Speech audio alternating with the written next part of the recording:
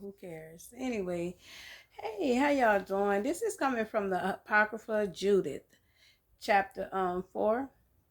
Now this is what's going on right now. We are in Judith with the war, the holy war. Now the children of Israel that dwelt in Judea heard all that Holofernes, the chief captain of Nebuchadnezzar, king of the Assyrians, had done to the nations. Nebuchadnezzar is Donald Trump. I keep telling y'all he is in the word. And the vice president, his vice president. Therefore they were exceedingly afraid of him and were troubled for Jerusalem and for the temple of the Lord their God. Talking about the Iranians. For they were newly returned from the captivity, and all the people of Judea were lately gathered together, and the vessels and the altar and the house were sanctified after the profanation. Therefore they sent into all the coast of Samaria and the villages, and to Bethhoron and Belman and Jericho, and to Chobah and Esora, and to the valley of Salem, and possessed themselves beforehand of all the tops of the high mountains. Also, Psalm 110. Just go with Psalm 110, because if we have to keep fighting war and they keep building bombs to destroy people, come on, y'all. We got to all live on this planet. So, 110, Yahuwah said unto my Adonai, sit at my right hand until I make your enemies your footstool.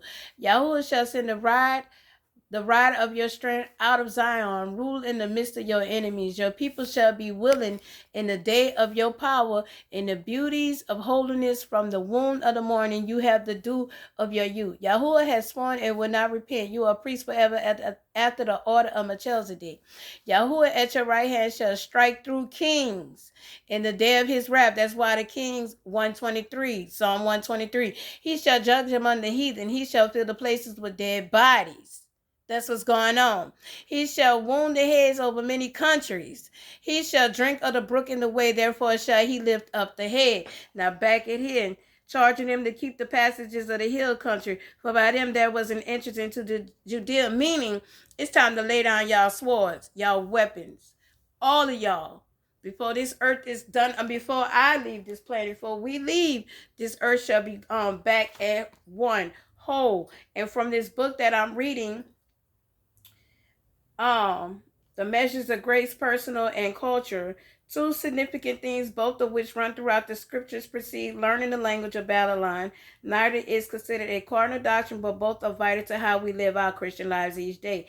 If you were to consider God's great plan, we're both spiritual and Christian. That's what makes us spiritual gangsters.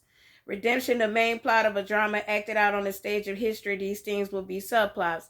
The first is how the people of God are to respond when they find themselves in cultural or political captivity, faced with the pressures of intimidation, oppression, or even, in extreme case, martyrdom. The second theme is culture relevance, how the people of God relate to and interact in cultures that are unreceptive or even hostile to their faith. Christians in many places around the world find themselves cultural captives in spiritual Babylon. But before we discuss the challenge of changing the culture, I want to examine the divine purpose behind captivity.